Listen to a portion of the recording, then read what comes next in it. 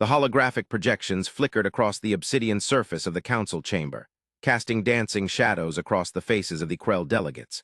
The air crackled with a low, nervous energy, a palpable tension that had permeated the room for cycles. Across the vast expanse, the luminous glyphs that mapped the known galaxy pulsed with a cold, ethereal light, and at the center of this swirling cosmic canvas, a single anomaly dominated the display. A star far beyond any established trade routes, surrounded by a swirling nebula of crimson and gold. This was the source of their current crisis, a cosmic puzzle they had grappled with for decades. It was the source of the markings, and now, it seemed, also the source of humanity. Elder Varros, his chitinous exoskeleton shimmering under the chamber's oppressive glare, cleared his throat, the rasping sound amplifying the already fragile atmosphere. The xenolinguists remain baffled, he stated, his voice a low rumble. The markings, those seemingly random patterns of energy emissions emanating from the anomaly, they continue to defy all attempts at decipherment. A chaotic jumble, they were initially dismissed as meaningless cosmic noise. Now this. This intrusion has rendered their existence a matter of grave concern. He gestured with a spindly appendage towards the holographic display, focusing on the newly detected vessel signatures originating from the same region of space. The ships, of an unknown design, moved with a silent, relentless efficiency, their very presence a violation of the established galactic order. Across the chamber, the ambassador of the Krill, Zalara, a being whose entire existence was a study in controlled aggression, shifted in her seat. Her multifaceted eyes, constantly flitting, fixed momentarily on the display. "Intrusion," she spat, her voice a hiss laced with disdain. "Is that all you call it, Varros? They have breached our borders, they have ignored our warnings, and they show no signs of understanding. Their actions are unpredictable, their motivations inscrutable. I say they are a threat, and we should respond accordingly." A wave of murmurs rippled through the assembled council, a chorus of apprehension and unease that spoke volumes about the fear this new, unknown civilization had ignited. The debate, or rather, the series of escalating accusations, had been raging for weeks. The Krell, a species renowned for their meticulous study of the cosmos, saw the newcomers as an inexplicable variable. The Krill, a warrior race whose culture was built on conquest, saw only a target. Others, more hesitant, like the Eskyar, a race of philosophers, saw a potential for either profound disaster or extraordinary discovery. The central question hung heavy in the air. What were the intentions of these humans, and how should the established galactic order respond? "Preemptive strikes," Varros countered, his voice steady despite the underlying tremor of anxiety, "are rarely the most judicious course of action, Ambassador Zalara. We know nothing of their capabilities. A rush to violence could bring devastation beyond imagining. We must proceed with caution, with due diligence." His words, steeped in cautious diplomacy, offered a temporary balm to the simmering fear. But the sentiment barely masked the underlying reality. The established powers were, for the first time in centuries, confronted with the terrifying prospect of the unknown. For the duration of this session, the chamber was a sea of calculated gazes and hushed whispers, each delegate lost in private deliberations. The council's silence was only broken by the occasional harsh command from the council's automated system, updating the delegates with the latest sensor readings from the exploratory probes dispatched towards the anomaly. These reports were the only tangible connection to the outsiders, the humans. The scans offered little besides raw data, a torrent of incomprehensible energy signatures and strange architectural designs. These snippets of information, fragmented and incomplete, only served to amplify the uncertainty, fueling the internal conflict within the council and the individual dread felt by each representative. Centuries ago, the Krell, the Krill, and a handful of other species had forged the Celestial Accord, a pact designed to prevent the self-destruction that had ravaged so many civilizations. They had learned, through endless cycles of war and strife, that the best path forward was one of cooperation and shared knowledge. But here they stood now on the precipice of potential conflict with a species about which they knew almost nothing. The Eskyar representative, a being of pure thought encased within a luminescent crystalline shell, finally spoke, breaking the uneasy stalemate. "We have been examining the data," Xyler said, his voice echoing in the vast chamber, "and we have noted a curious pattern. The energy emissions emanating from their vessels, the markings, while seemingly random on the surface, possess a complex structure that appears to be intentional. It could be language or some form of sophisticated communication." He paused, allowing his words to sink in, letting their implications weigh upon the room. If this is true, then we are not facing a mindless force of destruction. They are communicating. The question is, how do we listen? The debate continued, the weight of the galaxy resting on their decisions. Preemptive strike, cautious observation, or, as the SQR suggested, attempted communication, each option held its own perilous risks. And as the hours turned into cycles, the council remained divided, paralyzed by uncertainty and fear. The markings were still a mystery, and humanity, still an unknown, waiting to shape the fate of all those who watched. Weeks later, a breakthrough. The Krell, with their unparalleled mastery of data analysis, had managed a small victory.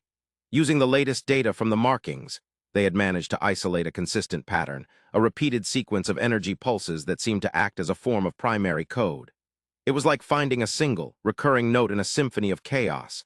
Then came the next breakthrough, an interface, a way to translate the sequences to potentially understand the markings. They sent a message back, a simple greeting hoping to establish a link, a cautious probe into the unknown. Days passed, the anticipation growing to almost unbearable levels.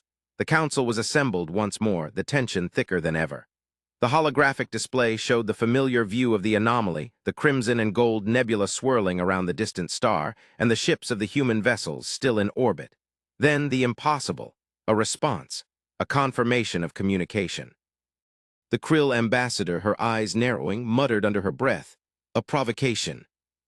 But the SQR's representative, his crystalline shell glowing brighter, countered, "A beginning." The council watched, its collective breath held, as a new element materialized within the display. A message, rendered in a language the Krell, using their new system, started to slowly understand. It was crude, limited, but unmistakably a form of communication. "Greetings," the message stated in the galactic common tongue, a language deliberately chosen by the council to be understood by all. "We are the United Earth Nations. We come in peace."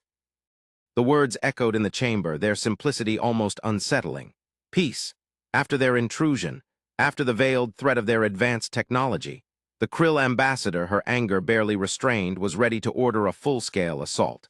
But the other delegates, still shaken by the implications of the message, voted for further caution. "Contact them," ordered Elder Varros, his voice surprisingly firm. "Establish diplomatic channels. We must learn more." Another day, another cycle of nervous anticipation. The first contact was established, a fragile bridge built across the void. A vessel of neutral design, built and crewed by the Krell, initiated communications. The scene shifted, now focused on the bridge of the vessel. Through the view screen, the view of the human ship, a vessel of angular design previously considered crude, now seemed to possess a certain elegance. Its hull bore the mark of the markings, not random patterns, but complex, intricate designs. The Krell captain, a veteran of countless diplomatic missions, felt the weight of history on his shoulders. He addressed the screen. "This is a vessel of the Celestial Accord. We are seeking peaceful interaction." The response was immediate. The human vessel responded. A voice, calm and resolute, filled the bridge. The image on the screen displayed a human, a woman of indeterminate age, with short, dark hair and eyes that held an unnerving intensity. "Greetings," she said, her voice clear, distinct, and without emotion. "We are ready to communicate. We are ready to learn, but we have watched your activities. We know of your fears. We know of your history. And we know that words alone are never enough." This was where the unexpected came. The humans were not simply a primitive race, eager to explore the stars. They were something far more sophisticated. In a gesture that defied all expectations, the human ship emitted a stream of energy, carefully designed to align with the markings, a visual display of their knowledge and intent. It was a complex, beautiful spectacle, revealing not only their technical prowess, but their artistic sensibilities. The captain of the Krell vessel stared in awe. It was not a weapon. It was not an act of aggression. It was a statement, a declaration of intent, and it changed everything. The weeks that followed were a whirlwind of diplomacy, analysis, and profound cultural exchange. The council, initially wary, was slowly, cautiously won over. The humans, it turned out, were not what they had feared. They were intelligent, capable, and most surprisingly ethical. They possessed technology that dwarfed the known capabilities of the Accord species, but they showed no inclination to use it for conquest. They were not interested in wealth or power, but knowledge and understanding. The first ambassadors of the humans arrived at the Krell homeworld. They were a diverse group of individuals, representing the various cultures and nations of their homeworld. They were accompanied by a representative from the United Earth Nations, a woman named Dr. Aris Thorne, who had been at the forefront of the first contact efforts. The council chamber, the same chamber that had been the epicenter of fear and uncertainty, now underwent a transformation. The usual displays of galactic politics were pushed to the side, replaced by holographic projections of the humans' home world, the planet Earth. The humans were eager to share their knowledge, their culture, their understanding of the universe. They didn't see the Krell as enemies, but as partners, as a new facet in a tapestry of cosmic diversity. The introduction of the humans was, in the end, something of a spectacle. Aris Thorne addressed the council with the calm assurance of someone who understood the weight of their words. "We come to you not as conquerors, nor as traitors, but as fellow travelers on a shared journey. We are a young species, but we have witnessed the best, and the worst that sentience has to offer. We have seen the destruction wrought by ignorance, by greed, by fear, and we have vowed as a species to never repeat those mistakes." The speech was met with a stunned silence. The Krill ambassador, her features hardening, seemed to contemplate a physical assault. But the other counselors were transfixed by the honesty of her words, the clear and unflinching message behind them. The humans offered their knowledge freely. They shared their data, their discoveries, their technologies. They explained their markings, revealing that they were not merely random emissions, but a complex system of communication and energy manipulation, a language of light and code that had taken centuries to develop. The humans had explored the ruins of ancient, forgotten civilizations, some of which predated the Accord itself. In their explorations, they found clues about the origins of the markings. Their research revealed that the signal, the initial stimulus of energy in the universe, had a far more profound purpose than the Krell scientists had previously imagined.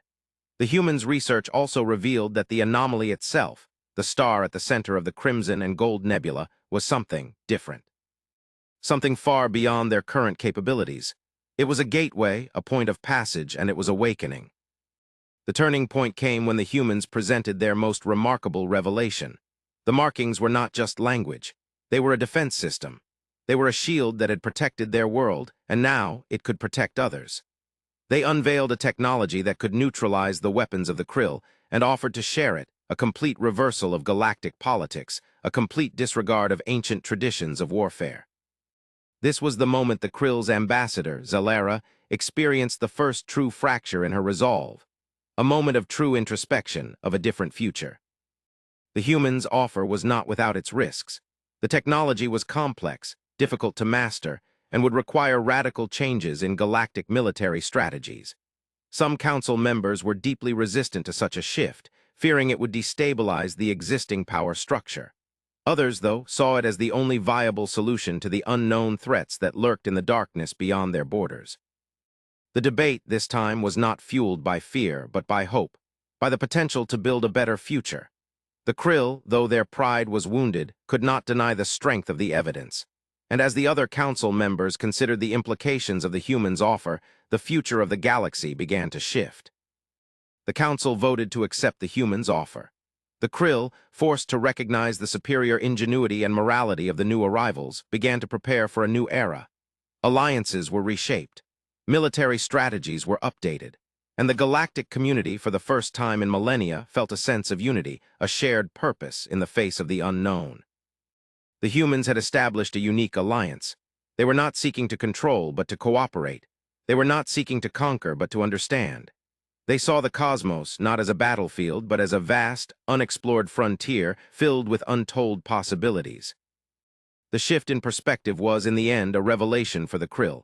They had built their culture on conflict and dominance. The humans' offer of a shared defense was a true test of their values. For the first time, Zalera, the once implacable ambassador, experienced doubt. This new alliance changed everything. Zalera, in a rare moment of introspection, now walked the halls of the Krell capital. She had been assigned to oversee the integration of the human technology. She felt the weight of her species, the history of her people, upon her shoulders. As she entered the control room, she was met by Dr. Thorne and the Krell scientists. The atmosphere was charged with excitement. The scientists were struggling to interface their instruments with the human technology.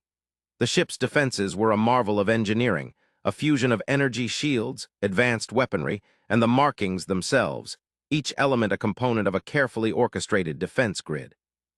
Thorne approached her, her eyes betraying a hint of understanding. "It is a complex system," she explained, "but it is designed to be user-friendly. Your people with their adaptability will master it in time." "I have my doubts," Zalera replied, her voice still rough but with a new degree of openness. "My people have always valued power, not peace." Thorne smiled. "Power without purpose is a dangerous weapon. Peace requires discipline, a willingness to see the world from another's perspective.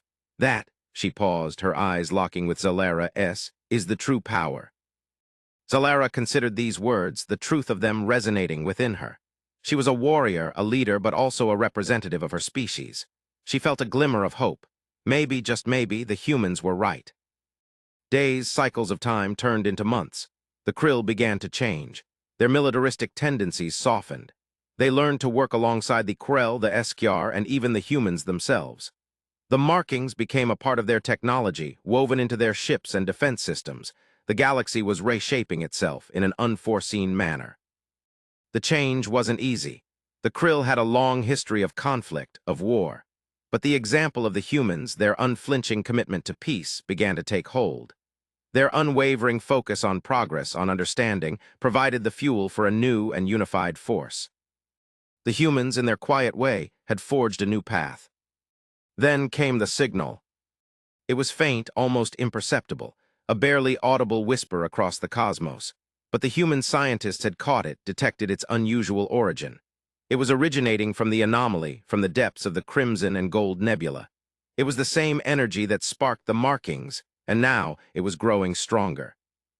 The council was assembled once more, the weight of the universe bearing down on them. The holographic display showed the anomaly, the swirling nebula, the distant star. But this time, something new. The star was brighter, the nebula more intense. And there, emanating from its depths, a pulse of energy, a complex signal. "It is a message," announced Thorne, "from beyond." The council watched, its collective breath held as the signal was translated. The message itself was ancient, predating any known civilization, the language unknown. But its meaning was chilling. "The Guardians have awakened. The universe is in danger. Find the key." The words echoed in the chamber, their simplicity almost unsettling. Danger, Guardians, the key. The implications were catastrophic. The Krill ambassador, her features hardening once more, felt a surge of ancient fear. But Thorne, her face ashen, remained remarkably calm. "This is not a threat," she declared. "This is a warning." The council was stunned. The Krill ambassador, her anger barely restrained, was ready to order a full-scale assault. But the other delegates, still shaken by the implications of the message, voted for further caution. "We must find the key," ordered Elder Varros, his voice surprisingly firm. "We must find the source of the message. We must understand the nature of this danger." The implications were catastrophic. Their initial fears were now fully realized. They had come to believe that the humans were the threat, and the universe was, for them, a series of opportunities. This message revealed that both were wrong. The next few cycles were a blur of activity. The humans, with their advanced technology and their unique understanding of the markings, led the investigation. Probes were dispatched towards the anomaly. A fleet of vessels, representing all the member species of the Celestial Accord, prepared for the unknown. As they approached the anomaly, the vessels encountered a barrier. A field of energy, far beyond anything the Accord species had ever seen. The markings flared to life, acting as a defense mechanism, a shield that protected the ships from the unknown threat. The humans, with their unique understanding of the markings, led the investigation. They had discovered that the anomaly itself was a gateway, a point of passage to another dimension. The star was not just a star, but a portal. The Krill, though their pride was wounded, could not deny the strength of the evidence. And as the other council members considered the implications of the humans' offer, the fate of the galaxy began to shift. The vessels encountered a barrier, a field of energy far beyond anything the Accord species had ever seen. The markings flared to life, acting as a defense mechanism, a shield that protected the ships from the unknown threat. The barrier began to break down. The energy field was destabilizing. The vessels entered the anomaly, beginning their journey into a new realm. The crew members felt the sensation of time melting. The vessels warped in and out of phase, and the stars began to bend to the will of an unseen force. As the vessels journeyed through the portal, the viewscreen transformed into a window to another dimension. There, they found something both awe-inspiring and terrifying. An enormous structure, a relic of a civilization that had vanished long ago, a megastructure that spanned unimaginable distances. It was then they realized the depth of the betrayal. The markings were not just a defense system, they were a map, a cosmic cartography that led to a truth the universe had been desperate to conceal. The humans had discovered it, and now they were sharing it with the rest of the galaxy. The Krill ambassador, Zalera, stared in awe. It was not a weapon. It was not an act of aggression. It was a statement, a declaration of intent, and it changed everything. The final scene. The vessels, having traversed the portal, found themselves in a vast, alien dimension, a realm of shifting colors and impossible geometries. They had located the source of the signal, the megastructure. Inside, they discovered the truth.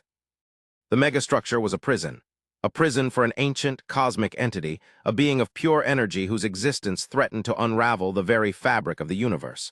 The Guardians were not protectors, but the remnants of a long-dead civilization, tasked with keeping the entity contained. The key was a means of control, a weapon that could be used to seal the entity back within its prison. The entity had been attempting to communicate, to contact other civilizations, in order to find a way out of its confinement.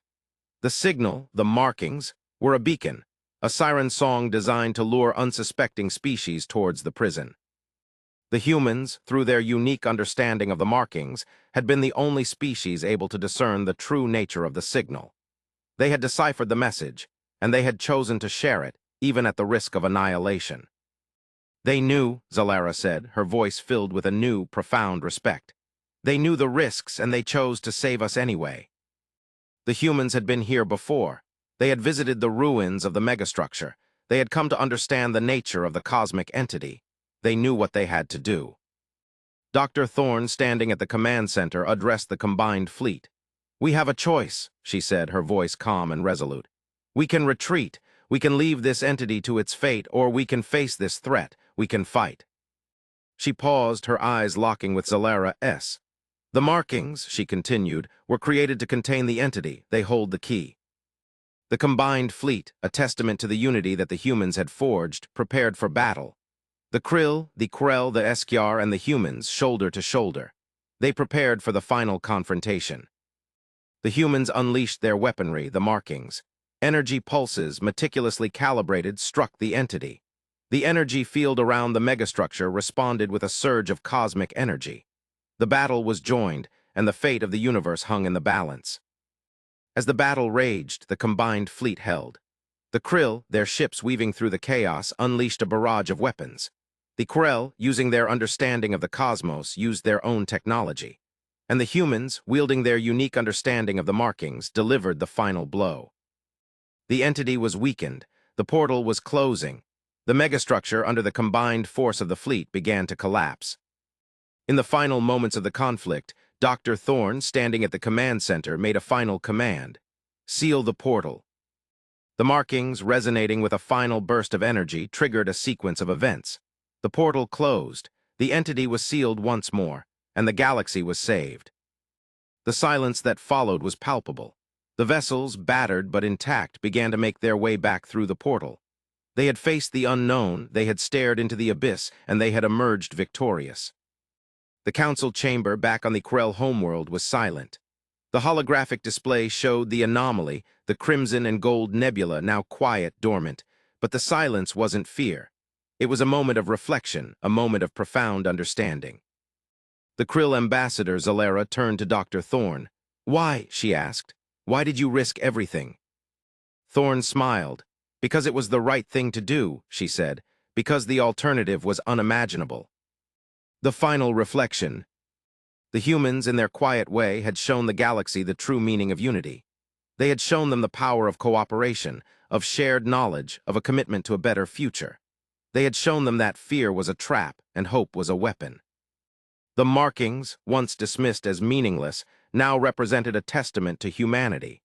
The symbols that represented the future, the salvation of the galaxy. The galaxy would never be the same. The humans, the ones they initially feared, had become their saviors. The chamber slowly filled with sound, the gentle humming of the machines, the hushed whispers of the delegates. The Krell, the Krill, the Eskjar, each of them forever changed by the encounter with humanity. The humans had come to the stars, not as conquerors, not as traitors, but as guides. And they had shown the galaxy the true meaning of HFY. On the holographic display, the crimson and gold nebula began to change. The markings pulsed with life, a vibrant tapestry of light and code. The symbols represented a new chapter in galactic history. As the camera pulled back, the image expanded, showing not just the council chamber, not just the galaxy, but the entire universe. The markings, once a secret, were now a beacon, a testament to the power of hope, of courage, and of the unwavering belief in the potential of humanity.